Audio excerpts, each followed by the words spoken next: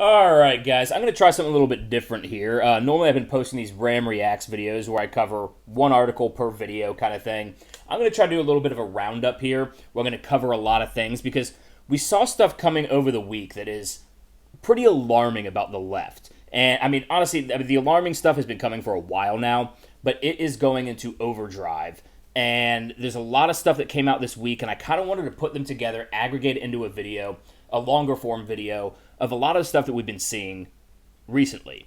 So here we have this article from Discern that Seattle is moving to disband the police department and replace it with a gender-affirming, anti-racist Department of Community Safety. Now, we've been hearing about this for a while, but we're getting a little bit more concrete information about what this means. So the Seattle City Council advanced legislation Friday that would defund and abolish its police force due to its role in perpetuating racism and violence, replacing it with the Department of Community Safety and Violence Prevention. So we've got these tweets here from Christopher Rufo. He says, Seattle City Council moves to abolish the entire Seattle Police Department and replace it with a civilian-led Department of Community Safety and Violence Prevention. Now, the question is, a lot of what they talk about where the police make these mistakes, they talk about, well, we need to reform police training. We need to do this so that they're better prepared for situations and they don't have to use deadly force against people. Well, what do you think is going to happen when all of a sudden you have a civilian-led group going to encounter fights or any kind of disagreement or any kind of thing where violence could happen? And you've got now civilians coming out with almost no training, and I guess they're likely going to be unarmed, so no ability to defend themselves. What do you think is going to happen then? Or are they going to take guns? Are they going to be armed? It seems like they will not be, they're going the opposite direction in terms of actual training for prevention of violence. So he continues, in the proposed legislation, the city council argues that the Seattle Police Department perpetuates racism and violence and upholds white supremacy culture. What is white supremacy culture? Now, we saw a thing come out from the Smithsonian Institute, their National Black History Museum, or whatever it's called, and they basically put everything that is the function of the tenets of a functioning society are representative of white supremacy, which in and of itself is white supremacist. It said things like hard work is white supremacy, keeping a schedule is white supremacy, things that are standard, no matter the culture, you think people in other places of the world, other cultures, don't work hard or don't have schedules that they run on? It's insane. They say meritocracy is a symptom of whiteness. This is these anti-racist people are white supremacists. What they're doing is they're taking all of the things that have made Western civilization successful in the aggregate, they're breaking them down, all the different functions that add up to that, and then they're saying that's all white people. Now, how is that not racist? How they are white supremacists and they just hate themselves for being white supremacists. It's insane. The proposed department would be a menagerie of civilian-led initiatives that would receive taxpayer funding provided they are including culturally relevant expertise rooted in community connections and support. What does that mean? Culturally relevant expertise. Culturally relevant to what? That's the problem with all this Marxist language, is it's all gobbledygook. It means nothing. And rooted in community connections and support. These are not defined parameters. Well-versed in de-escalation skill and mental health support.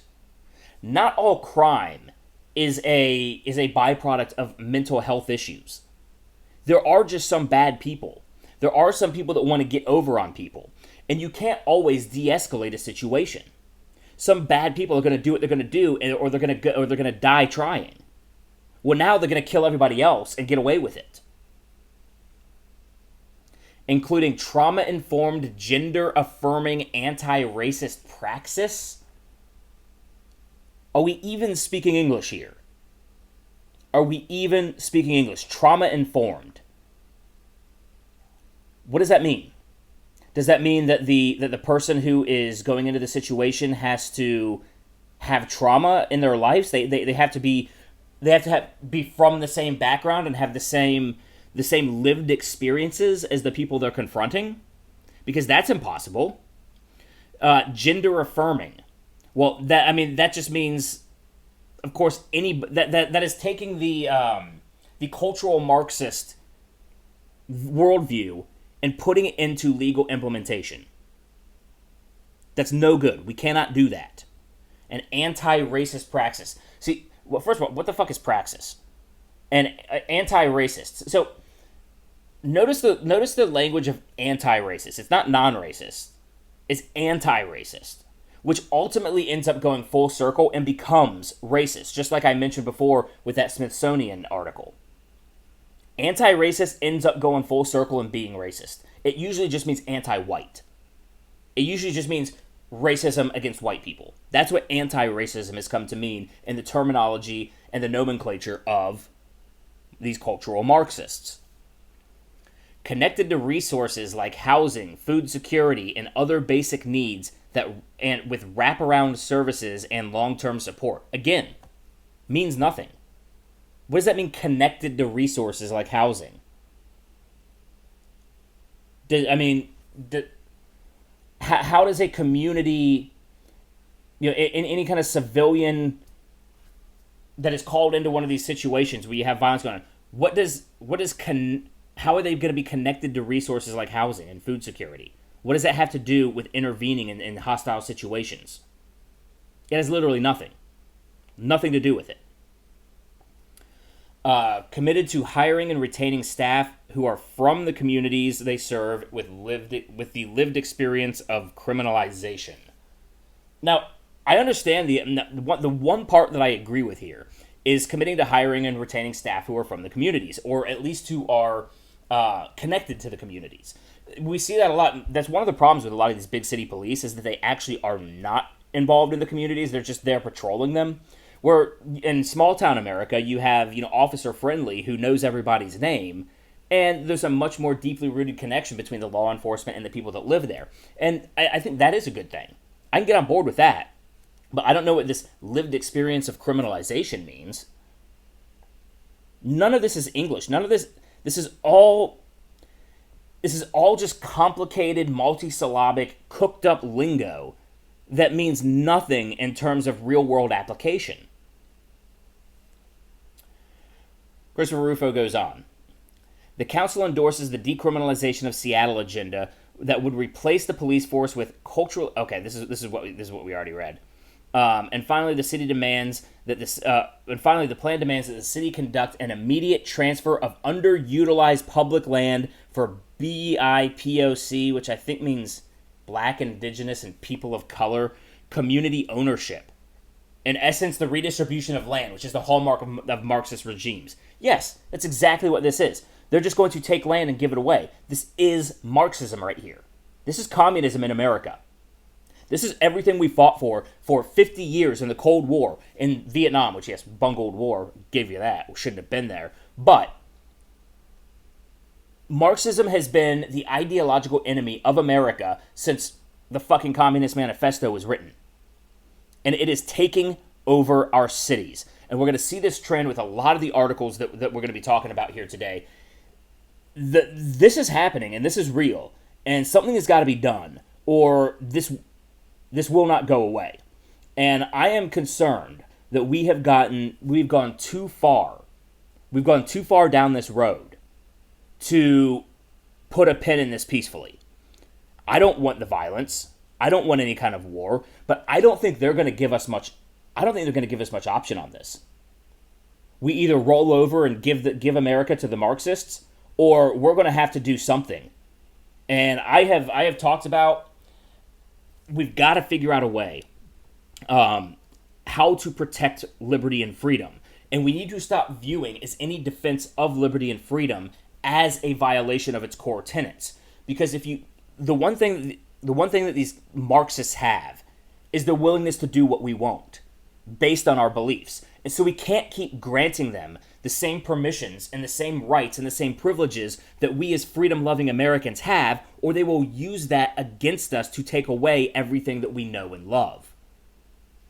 I think that we need to figure out some way to ban communism from America. And I know that's some sort of violation of the First Amendment, and maybe there's a way to do it without violating the First Amendment. You know, if you're a politician and you put anything that has certain core Marxist practices into society, you need to be banned from working in government. We shouldn't have these people in government. We shouldn't be able to elect Marxists. We shouldn't. Because they're going to take the oath of office. Yeah, that's what we actually need to do. That's what we really need to do, is we need to make sure, we need to enforce the oath of office that these people take. Because all these people take the oath of office and then they just run roughshod all over it. No. If you are a Democrat and you want gun control, you're not allowed to have any armed security. You know, we got to hold these people to the practices that they themselves are pushing upon us. So let's go to this next one here. We have this is I'm going to save this for later because this is a different story. We'll touch on that at the end. But we have here Oprah during a race seminar. This is whiteness gives you an advantage no matter what. If you think that you're about to be racially browbeaten by a black woman who is worth $2.6 billion, well then yes, you are correct. So, talk show mogul Oprah Winfrey said on a recent episode of her internet series that whiteness gives white people an advantage no matter what, and praised a white guest for denouncing himself as a racist. They love this. They love seeing the white guilt oozing from people. Because they will take advantage of this. They will take advantage of you. It's becoming increasingly clear that they're not anti-racist. I've already established that they are actually just. The term reverse racism is bullshit. It's not real. It's just racism against white people, and they want to make white people second-class citizens. This is the goal. And in fact, no, that's not even necessarily true. They are going to use that as a way to take people who are pro-America. You know, that's what really they're talking about when it comes to whiteness. They're talking about pro-Western civilization. It's not even about whiteness. It's about the culture. So they're going to make people who believe in Western civilization and namely America, and they're going to browbeat us into submission. And then once we are weakened, they're just going to take the country from us. And it's not going to be the minorities and the people of color and all that end up in power. No, it's going to be white people. But they're just going to have all of the power then consolidated underneath them, and they're going to have used all of these minority groups in order to take it away from the entire country, minorities included.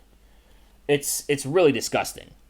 And Oprah's part of this problem. And don't get me started on Oprah and her connections with Harvey Weinstein and the reports of the abuse coming out of her school in South Africa. I think we all know what part of what ring she runs in. So she continues, there are white people who are not as powerful as the system of white people.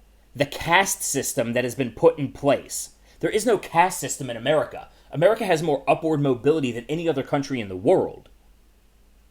Any other country. And even still, we can improve in upward mobility because we do have certain cronyist regulatory structures that do protect corporations, that don't allow smaller businesses or make it impossible to start up a business in certain fields, or make it so that all the regulatory measures in order to start up your business makes it unaffordable and unable to compete with large corporations. That is the biggest thing that is holding back upward mobility in this country. It is not race.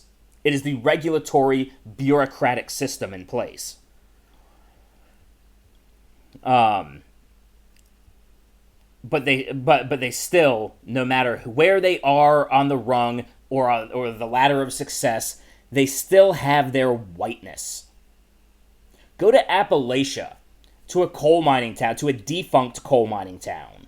You know, because all these liberals want to shut down coal mining, they're going to take all these poor white people in Appalachia and strip the only source of income they have away from them. Go to them and tell them this, you fucking billionaire. Oprah, you're disgusting. And you know this is all bullshit. Because you started coming up in the 80s. Before we had any real, any of these real PC movements. You came up in the 80s when supposedly we were still racist as hell, and you're now worth $2.6 billion. And you're going to tell us. I'm here sitting in a studio apartment, and you're going to tell me that I have an advantage because of my whiteness, and when you could buy half the fucking country. Go fuck yourself, Oprah. All right. So let's this stuff pisses me off to no end. But they still, no matter where they are on the rung or the ladder of success, they still have their whiteness, Oprah said during an episode of the Oprah Conversation entitled Uncomfortable Conversations with a Black Man, Part 1, which featured former NFL player Emmanuel Akko. Okay, so now I'm also going to get told about how tough it is to be a black person by a former NFL player. I got a billionaire and an NFL millionaire telling me how good I have it. No. Alright, so whites have a leg up. You still have your whiteness. That's what the term white privilege is. It means that your whiteness still gives you an advantage no matter what. Really. So if I'm applying to a college that has affirmative action, and I've got a 1400 SAT score, or the 1300 SAT score, and I get turned down so that they can make room for a black person that has an 1150 SAT score, that's my white privilege in action right there. I am so sick of this bullshit. America is run by whites, Akko told Oprah, adding that he warned his white friends about allowing their children to live a white life. This is not about anti-racism. This is about just hating white people. This is about hating European culture. This is about hating everything that America was founded upon. They don't want us to have anything. They want to take it from us because they feel like they're owed something. I didn't do anything to you. Most people did nothing to you. In fact, you're a billionaire and an NFL player. Oh, you've had it so fucking hard. Here's what I told my white friends with their white children, Akko began. Y'all live in a white cul-de-sac, in a white neighborhood, in a white city, in a white state.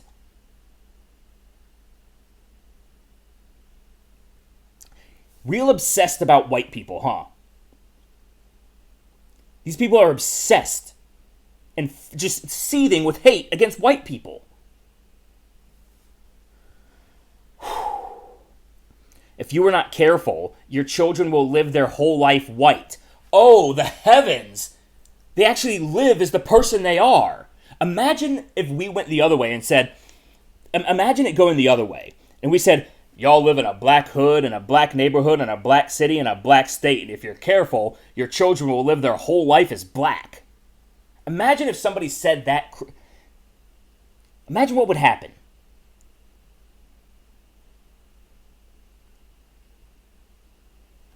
It would be one of the most disgusting things anybody could ever say. Yet you flip it around and you put it on white people and it's fucking A-okay. It's celebrated. No, these people are disgusting and they're sick in the fucking head.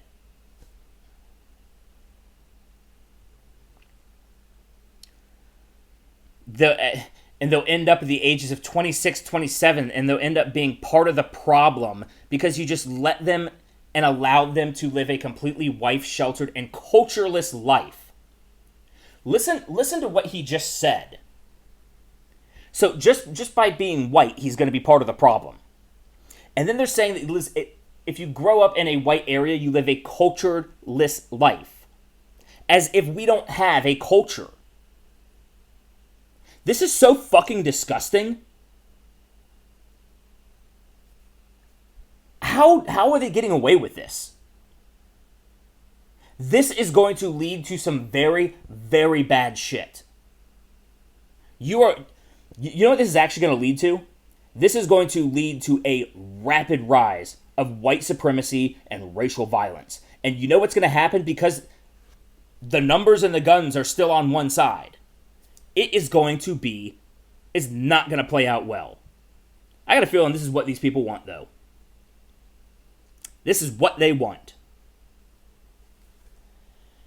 Acko continued. As a black person, white people, the proverbial phrase of white people, there is no proverbial phrase of white people. Is there a proverbial phrase of black people? Do you want us to look at you as a monolith? I don't. I don't look at black people as a monolith.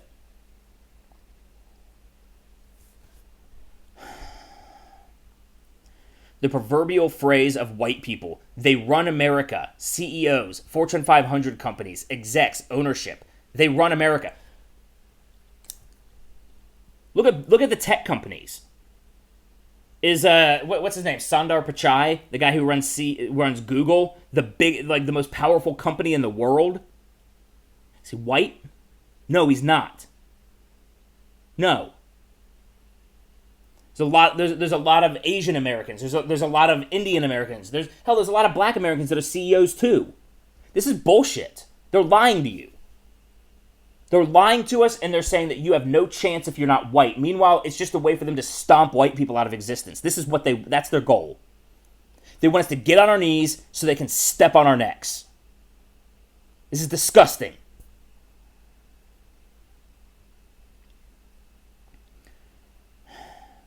I firmly believe that if the white person is your problem, only the white person can be your solution, he said. First of all, that's pathetic. You're stripping yourself of any of your own personal agency. There are plenty of black people in this country that put faith in themselves, and they do damn well. And good for them. In fact, both of the people in this conversation did just that. But what they're doing is they're telling the rest of black America that they can't do it.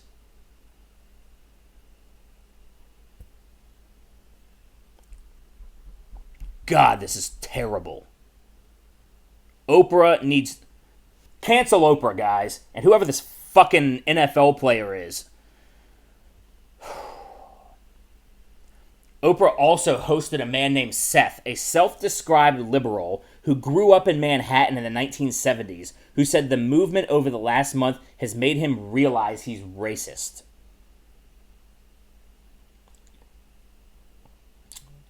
He just realized it. He's been growing up in since the 70s. Just now realizing he's racist. And that's the thing. We are seeing that a lot with all of these Antifa people, all of these white guilt liberals. They all say they're racist. Yet they're the ones we're supposed to follow? No.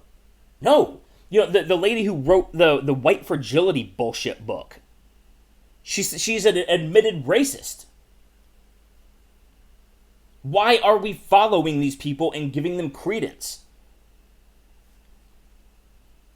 You've become woke during this period and realize in the awakening that you're racist, right? Oprah asked.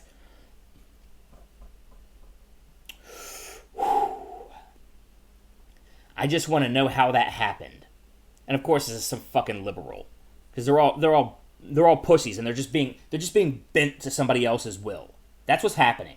This person is being bent to Oprah's will.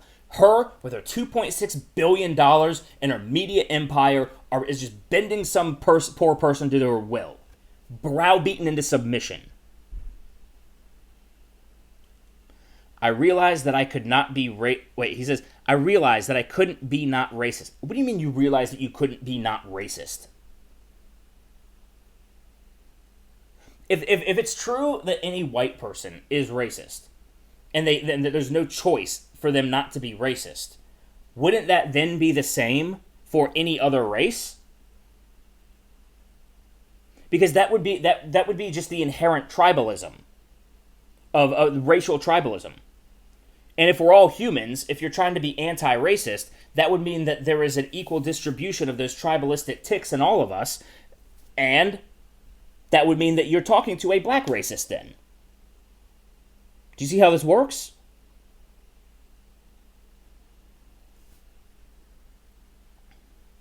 I realized that I either was a racist or an anti-racist. And I wasn't. I'm not an anti-racist. See, these people are straight up admitting that they're racists. What the fuck are we giving them credence for? And, you know, this is going even further. So, this right here, we're gonna see a magnified version of this going back to Seattle. You know, what Oprah did to the Seth person, making him get on there and say that he's racist and do his whole woe is me bullshit. We're going to see in Seattle here. This is from BET. Seattle demands all white city employees share examples of their own racism. The new training is called Internalized Racial Superiority for White People. You know what they're doing? They're externalizing racial superiority of white people, is what they're saying. This is exactly what they're doing. This is promoting racism.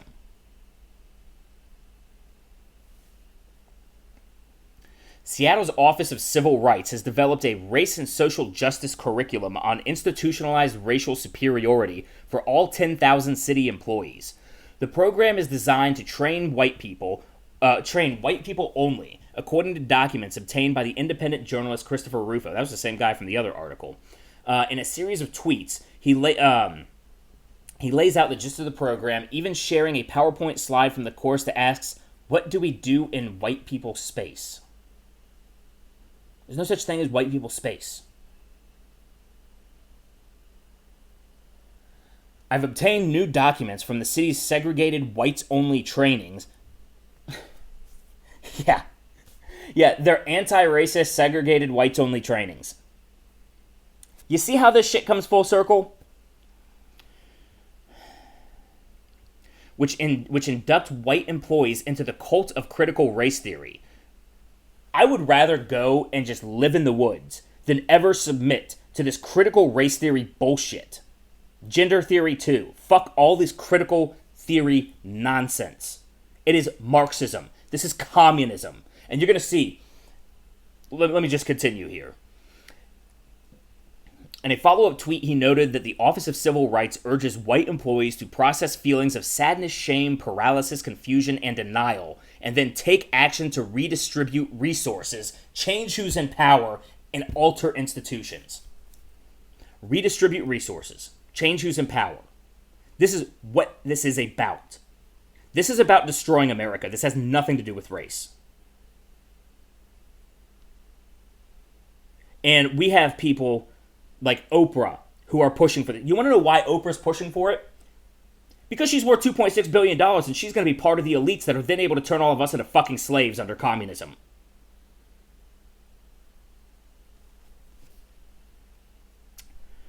Participants were asked to examine how they benefit from white supremacy, how their white fragility is showing up at work, and how their white silence causes harm to black people, Rufo tweeted. This is a struggle session. This is a communist struggle session. And for those who don't, they're going to go a little bit further with this, and then I'm going to show you what a struggle session is if you're unfamiliar with the term. So, as part of the training, employees explore how white people internalize the system of white supremacy through values of individualism. Again, being an individual is white supremacy. Intellectualization is white supremacy. Objectivity, being able to discern basic truth, is white supremacy. And comfort.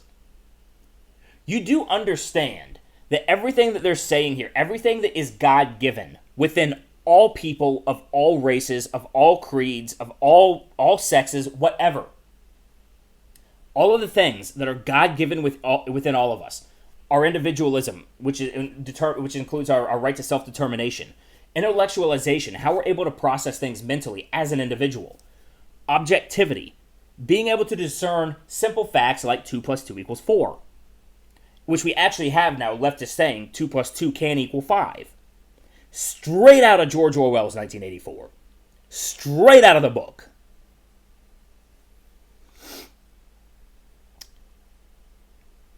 And they're saying that this is white supremacy. As if people of other cultures cannot have that. Let that sink in. Who is the white supremacist in this? If individualism, intellectualization, objectivity, and comfort are all signs of whiteness and white supremacy, if that's what they view as white supremacy, who do you think the real white supremacists really are? It's values such as these that must be abolished from the work of city government. So they want to abolish individualism, intellectualization, and objectivity and comfort from the city government. That means they just want you to be a hive mind, worker bee, drone slave. You have to be able to see this. If you, no matter who you are, as an individual, have any sort of ability to intellectualize anything and are able to view the objective truth of this scenario, you can comfortably understand what's going on here.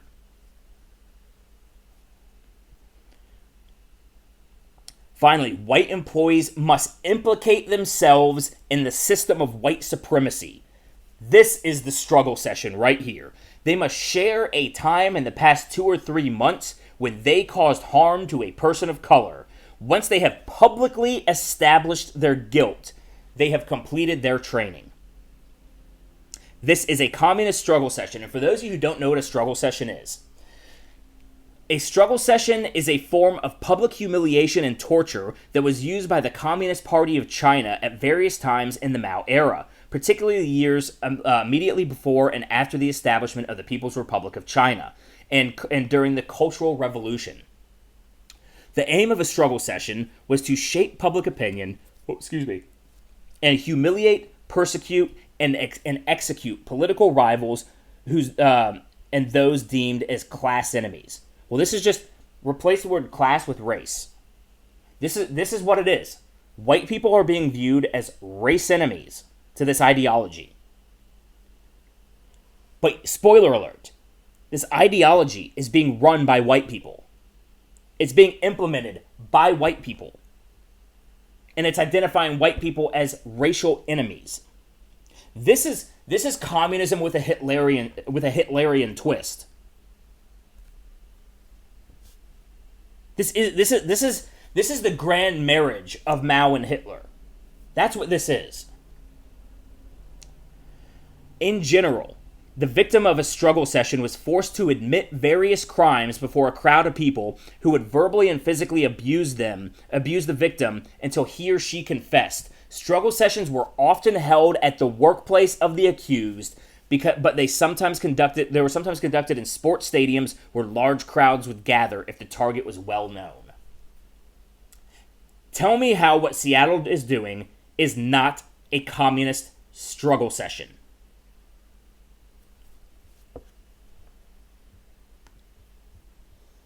Seattle's Civil Rights Office is not the only government agency requiring white employees to check their privilege.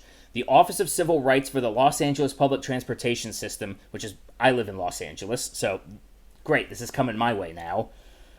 I will quit my job before I will ever do anything like this. No, I won't quit, I'll let them fire me. Always let them fire you. Public transportation system has also encouraged employees to participate in discussions about non-racism versus anti-racism and racial microaggressions. This is struggle sessions. This is the implementation of ideology in the rule of law in America. We never thought this would happen. We never thought that it would get this far. But here we are. The question is, what do we do about this? I don't know if there is a peaceful resolution to this. Because people like me are sure as hell not going to give in for this. I will die before I succumb to this, or before I submit to this. It's better to die on your feet than live on your knees. And they want people to live on their knees. And this is what people don't realize. And I know I've already said this. This isn't even about racism. Racism is the wedge issue It is the tool being used to implement Marxism. All of the people of color and all the BIPOCs, as they call them, they're all going to be slaves when this is said and done, and they're going to be slaves to the white communists that now run the country. Because their usefulness to these white communists and these corporatists are all going to have run their course. They're not going to be useful anymore. So unless you're already a billionaire, congratulations, you're now a slave. What you think you're fighting for is not what you're going to get. That is how communism has worked and communist revolutionaries have worked since the Bolshevik Revolution. It is a political bait and switch. This is a poison. It is a cancer. And like any cancer, it must be excised. All right. This is where we get even crazier here. We now have the Washington Post. Remember, you've heard me say 1,000 times if you follow this channel, China is the model. China is the model. But because they're using race instead of class as the wedge issue, it is China. It's communist China meets Nazi Germany. That's what it is. So we have this article here from the Washington Post where they are actually praising communist China. So the article here: Trump views China's Communist Party as a threat. Young Chinese see it as a ticket to a better future. That's right. We have American media now siding with the Chinese communists over our own duly elected president, who has a very America First platform. So this is by Anna Fiffield. So, you know what? Look her up on Twitter and give her hell for this. Fuck her. So, from Changsha, China. The overwhelming humidity of the Chinese summer was not enough to stifle the ardor of the crowds of 20-somethings honoring Mao Zedong, the founding father of communist China. Listen to the glowing reviews of Mao Zedong. Mao Zedong killed at least 60 million people during his Cultural Revolution. Wonderful fucking leader. Some took fairground-style miniature trains, while others ran 3 miles through the heat to reach the giant statue of young Mao, China's equivalent of Mount Rushmore. No. No. Do not compare a statue of Mao to Mount Rushmore. The statue of Mao was likely created by slave labor. Probably people died making it, too. I don't know, maybe some people died making Mount Rushmore, but at least they were paid for it. They're comparing a statue of Mao to Mount Rushmore, which is disgusting. First of all, the statue, the thing of Mao, which you can see right here, how many faces do you see on that? It's just one. Because that is what communism is. It is the central cult under a supreme leader. Mount Rushmore has a number of historical leaders who were duly elected over the course of time and made great contributions to further the progress of our nation from all aspects and all angles. It was an homage to honorary leaders throughout history. This is just an idol to the one man who overtook China. All right. Let's see, China's equivalent to Mount Rushmore, staring out over the Xinjiang River. Oh, the Xinjiang River. The Xinjiang province. That's where they have concentration camps with over 1 million Muslim Uyghurs enslaved. Great communist China, though, right? It's a hope for a better future. My grandmother was so happy when she knew that I was coming to Changsha, said Ji Yuxin, a 22-year-old student at university student in Beijing, as she jostled on a recent day for the perfect selfie with the great helmsman. I cannot believe the way that the Washington Post is covering communist China. I got a fucking hair that won't get out of my eyes. Sorry, guys. It's annoying. They cut my hair too short last time. All right. My grandmother... Okay, the Great Helmsman. Are you serious? You must go visit Chairman Mao. Nearby, sweaty recruits from the 23rd Metallurgical Construction Group, part of a state-owned construction and mining firm, because all construction and mining firms in China are state-owned. In fact, if it's a business in China, it's state-owned, unless they're just peddling flowers on the side of the street. Gathered to recite one of Mao's poem, Zhang Sha. I ask on this boundless land, who rules over man's destiny, they shouted in unison. The answer in this instance is the Chinese Communist Party. Why would you want a political party to rule over man's destiny? We should all be forgers of our own destiny. But of course, that would be why they view individualism as white supremacy. Are these dots starting to connect here? After 7 decades of power, the ruling party has faced potentially existential challenges over the past year, from pro-democracy protests in Hong Kong, stand with Hong Kong, and an economic slowdown to a devastating coronavirus, and most recently, once-in-a-generation floods that have wreaked the destruction across central China. Yeah, it looks like the Three Gorges Dam might burst. And if the Three Gorges Dam bursts, going to be millions upon millions of Chinese wiped out. But far from diminishing its stature at home, as soon as some in the Trump administration appear to believe, the party's response to some of these crises have helped solidify the support of existing and aspiring members, or at least neutralize grumblings. Really? Could it, in fact, be that as Xi Jinping clamps down and becomes more authoritarian, that people are maybe exercising self-preservation by going to the party because they have no other options, because they are given no other options, because the Chinese Communist Party rules over man's destiny? This is insanely disgusting, what this lady is writing here.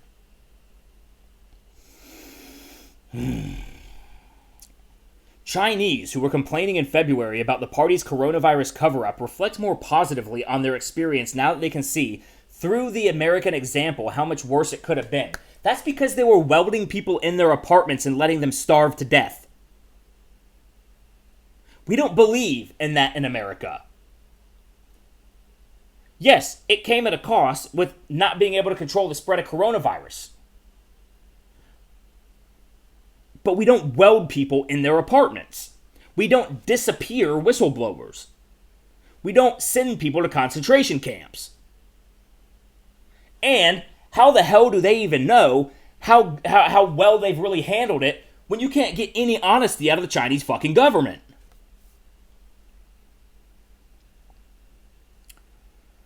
Chinese who were complaining in February about the party's coronavirus... Okay, I just said that. Yeah, and they should have been complaining about the cover-up, because they could have quashed it right away, but they still let it spread, and they let a lot of people die. I remember the videos of people just falling down in the streets, which seems weird, because we haven't seen anything like that in America. And it was the Chinese, the WHO is a shill for China. I mean, they're basically a mouthpiece for China that lied to America and made the situation worse. And then when Trump did try to shut down travel from China and put any kind of restrictions on travel into the country, what did the media do? They called him a xenophobe and a racist.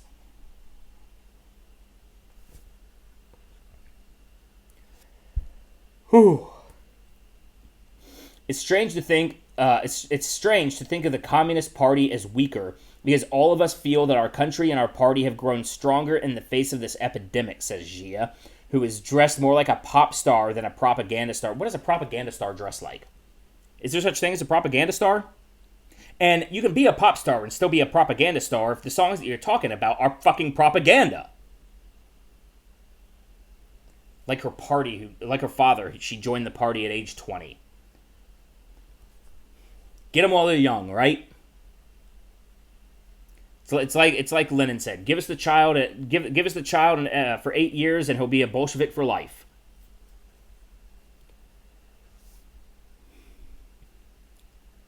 In a confrontation that is no longer just economic but ideological, the Trump administration is taking aim at the Communist Party, as they should. They do human organ harvesting. They kill their people to harvest their organs. Leading the charge is Secretary of State Mike Pompeo, who used a speech at the Nixon Presidential Library last month to blast the Chinese. Oh, excuse me. Who used a sorry, I start going and I'm just breathing and it makes me yawn. All the deep breaths and shit. At the Nixon Presidential Library last month to blame the Chinese Communist Party's designs for hegemony, and to lay out a strategy to truly change Communist China. I don't think we're going to be able to change Communist China.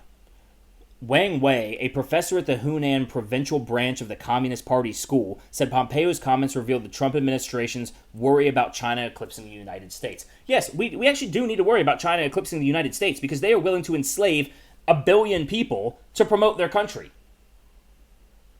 I mean, they are willing to do things that we don't believe in. They have an advantage being authoritarians because they don't value human life. They can undercut us economically because they have no problem enslaving, 4/5, 80% of their population, so long as the other 20% gets to thrive. This just shows that they fear a stronger Communist Party and a stronger China after we showed our might in the battle against coronavirus. Yeah, they showed their might. But we believe in something more than just might. Now, I talked about in my last Revved Up video, which I got another one coming soon. I've been working on it. It's about the media. So I've had a tougher time writing this one. But anyways, the communists think that they can just use sheer force of will to solve anything. And I'm sure, maybe you can. But it's going to come at a cost that is higher than we like to pay, that we believe in paying. Because we actually place value on human life here in America.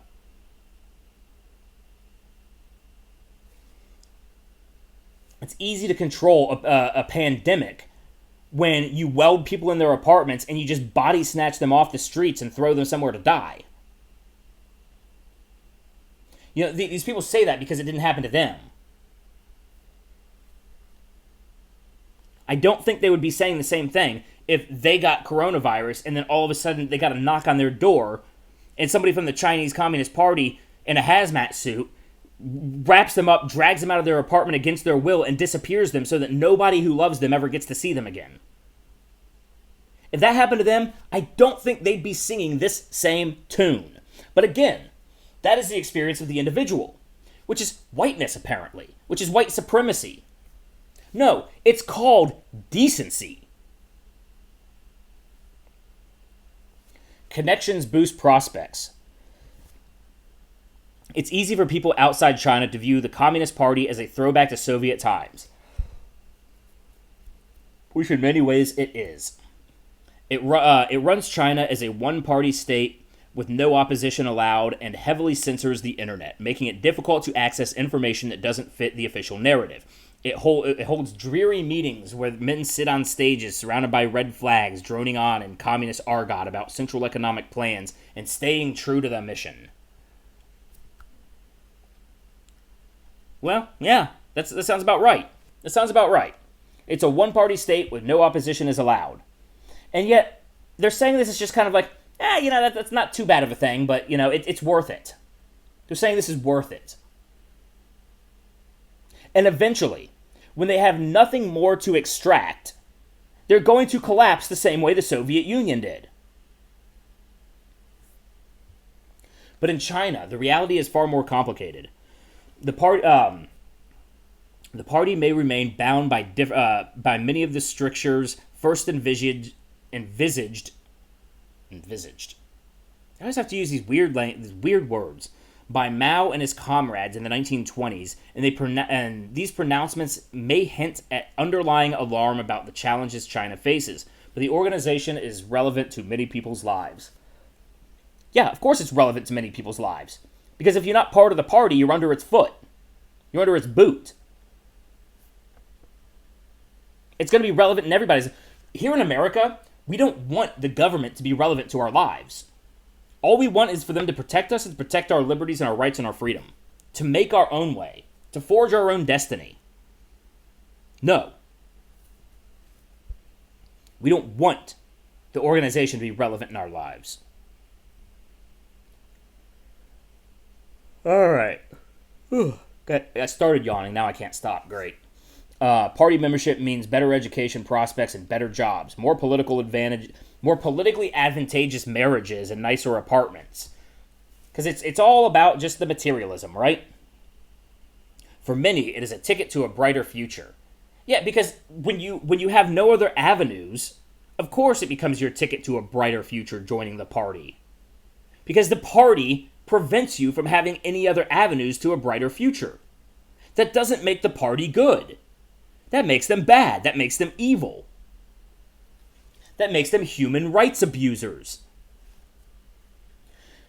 If you want an important job or even to work in a university or a social organization, if you're not a party member, you won't be promoted. Kind of sounds like being a Democrat in a lot of organizations in America these days. Said Xing Yongnian, a Chinese political scientist who teaches at the National University of Singapore. Plus, young people these days are quite nationalistic, so they are choosing to join the party. I thought the left in America hated nationalism. Isn't that the dreaded Nazism that you fear from Donald Trump? No? It's cool it's cool if you're communist nationalist? Some 80% of recruits last year were younger than 35, according to party statistics. Becoming a member is an arduous process that begins. Yeah. All right, I'm done with this shit. This is, let's see. This is just talking about. Let's see. Okay, Xi Jinping, the most powerful leader since Mao, has ramped up ideological education since he took control of the party in 2012 and has sought to make its institutions even more formidable. One of his innovations was to insist that members of Xi Jinping thought, members study Xi Jinping thought, his personal ideology each day using a smartphone app. This is a fucking cult. This is a cult. Communism is a cult. It's a godless cult.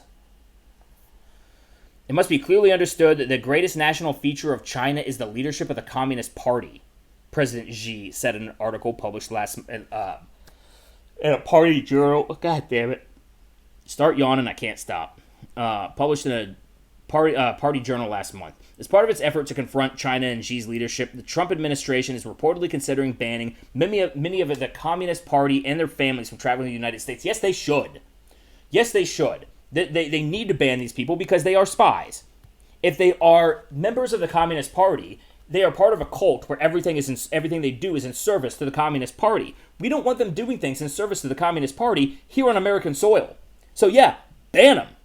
Don't ever let them put 1 foot on soil here in America. The party's memberships, blah blah. I don't care how many people are in the party. Basically, what they're saying is that could mean some 270 million people, 1/5 of China's population, would face the U.S. entry ban. You know what? Fuck it. Just ban them all. How are we going to know who's part of the party or not? You think they're not going to be able to subvert that? No. China ban, done. Get all 1.4 billion of them. None of them can come here. And I know that sucks for a lot of people who want to find opportunity here. But honestly, I think most of the people that would even be able to come here, would even be able to afford to come here, would have to be party members. Otherwise, they do not have the inroads to have the financial means to even come over here in the first place. Am I right? While the total number are blah, blah, blah. Oh, so it looks like... So so she was gaslighting us a minute ago. She was trying to make it sound like the party is just growing rapidly. They're saying while the total number of party members has continued to grow, the rate of increase has slowed under Xi, from about 3.2 million in 2012 to only 1.3 million last year. So less and less people are joining the Communist Party, actually. They're just still joining faster than they're dying. All right. I don't know how much more I want to read of this. This is, you guys get the gist here. let's see.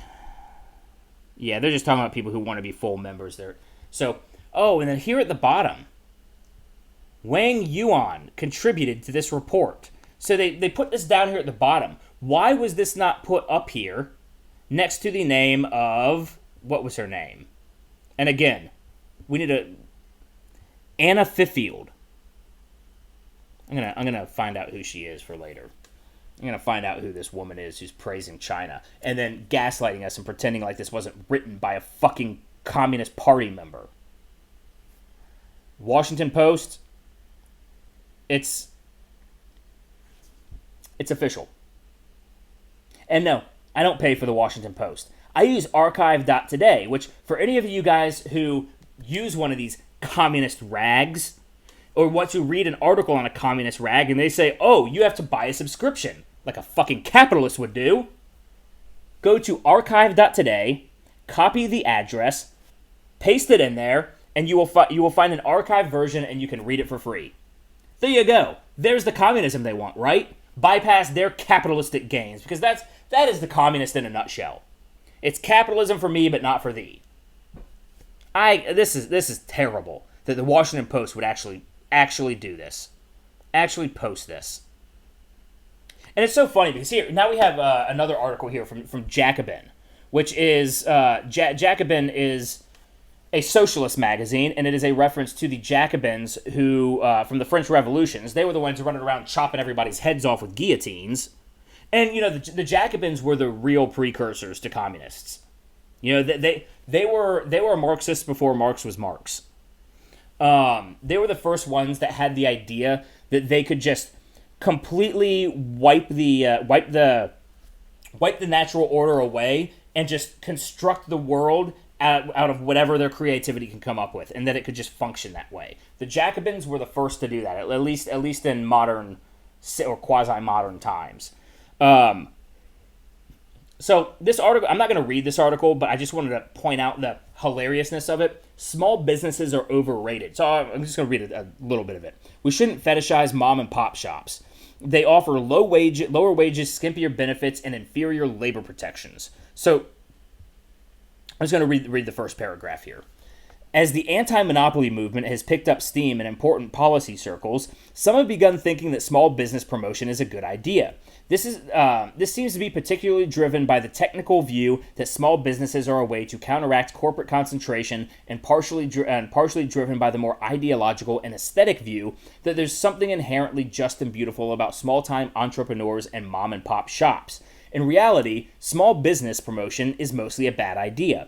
Small businesses pay lower wages, provide worse benefits, and are often exempt from important worker protections and are incompatible with the way unionization works in the U.S. We now have the socialists shilling for corporate America. Let that sink in.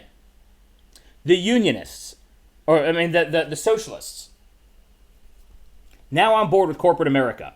And now maybe you can start to see what I've been talking about with China being the model, and that they are the marriage of corporatization, monopolistic corporatization, and big government. It is the merger of the two that concentrates and solidifies the power. They've been going in this direction for a long time, and they're about right here, and now they're finally going to meet, and it's just going to be them. And there's going to be all of us in here just getting crushed. The socialists are now all on board with the corporatists because the corporatists are now on board with socialism. That's what it comes down to.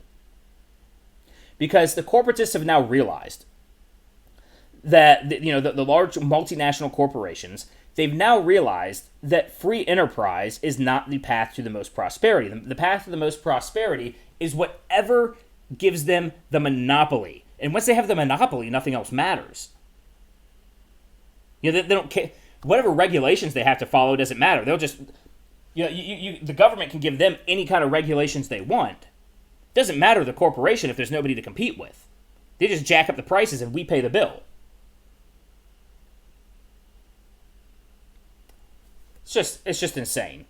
And the leftist agitation, they've been riding for 70 days now in Portland. I don't know if it's been quite that. Yeah, I think it has been. It's been about that long. And the media will lie to us, and they'll tell us that once Trump removed not Trump, once the feds got out of the courthouse, that the riot subsided. Completely false. For one, the feds are still there. Oh shit! I didn't mean to flip over yet. I accidentally hit the button. They didn't mean to. The feds are still there. They just decided, you know what? Let's just go to the suburbs and riot there anyways. And then it gives the left the narrative that, oh, the feds left and now the riots are over. No, the feds never left and the riots just moved to the suburbs. Now you got poor people or not poor financially, just unfortunate people that are sitting there in their homes, and now they get rioted. And I mean, there's this amazing video of this woman who was standing up to them. They threw paint in her face. This is an old woman. They splashed paint all over her face. Well, we got more of this coming from Adbusters. White House siege, technical briefing number 1. The White House siege. All right, so this is. All right, all you activists. It's been 9 years since we set off the political earthquake of Occupy Wall Street, laying siege to NYC's Zuccotti Park and inspiring thousands of similar protests around the world. The Occupy anniversary arrives September 17th, 2020, and it may be the perfect day to trigger another Big Bang moment.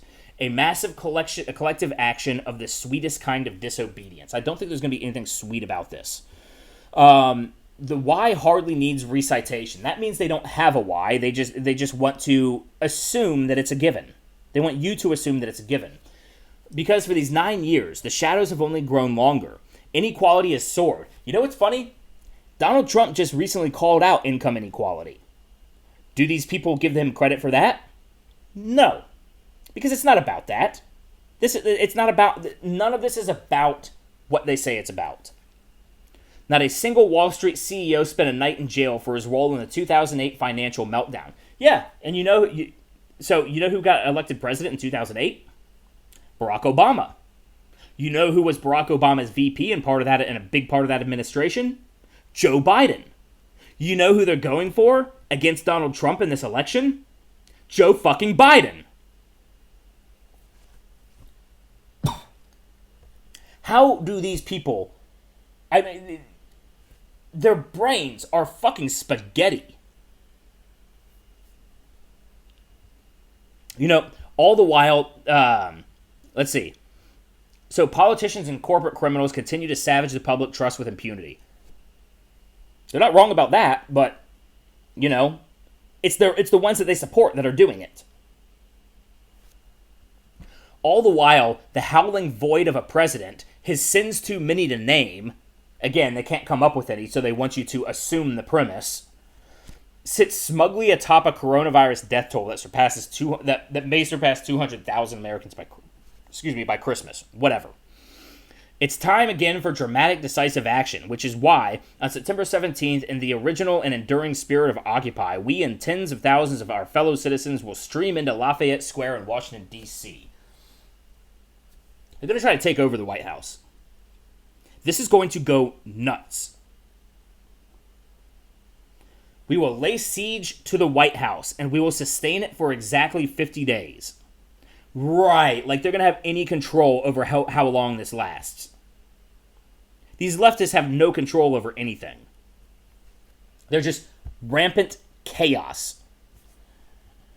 A siege only works if it is sustained. We witnessed this, the multiplying power of our strategic operation 9 years ago. You dig in, hold your ground, and the tension accumulates, amplifies, and goes global. 50 days.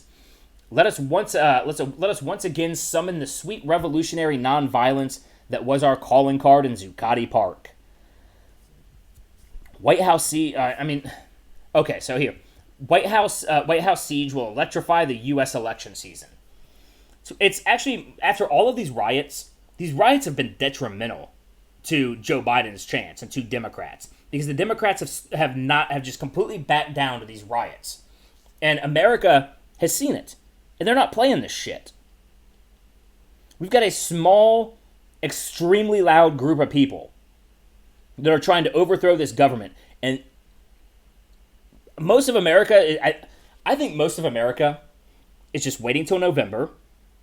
And we already know that the elections are going to be The Democrats are designing the elections this year to be absolute chaos, completely intentional. They don't want any faith in the elections because they want to sow the chaos, create a civil war. In fact, John Podesta, the pedophile who ran Hillary Clinton's campaign, they did war games, and in no situation where he was doing the war games did he say that he said Democrats will not let Joe Biden concede. They would rather the West Coast secede from the Union.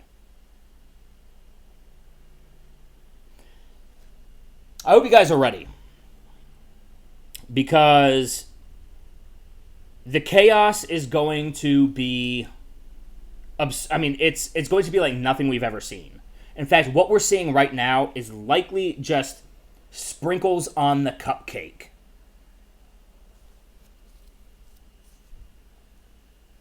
It's going to go nuts.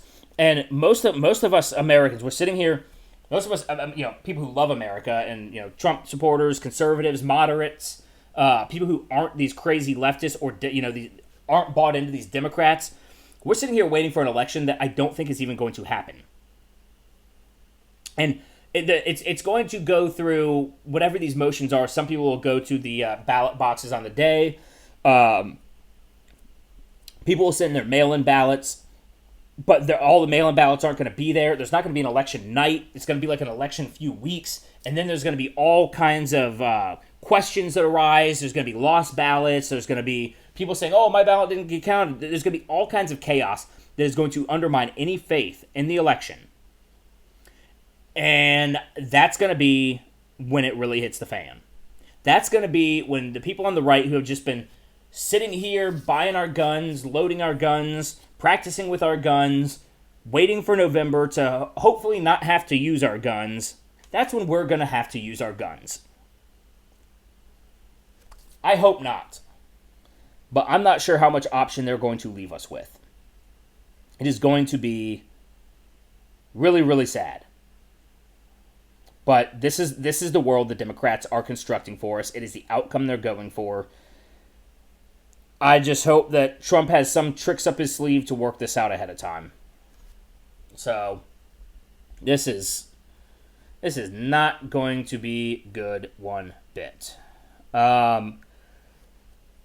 Anyways, guys, there was a lot of news this week that was coming out just about the radical left, and I just wanted to save it all for one big long video where I could maybe tie some things together. So, please, I'm sure most people are probably not still watching anymore, but if you are watching, please subscribe to the channel and like the video, share this video. This is the kind of stuff that people really need to see what's happening out there. Go ahead and follow me on Facebook, Twitter, Instagram, and Parler at Ram Thorburn. Also, if you feel like contributing to this channel, you can contribute on PayPal, Patreon, or Subscribestar. They're listed below in my description. Also, leave a comment and let me know what you think of these longer form videos that are just kind of off the cuff longer form videos. I'm toying with a new structure here. I'm thinking about, instead of doing the Ram Reacts, I might do what I call the Thorburn Report or something, where I do like an hour-long video and I cover a bunch of different news.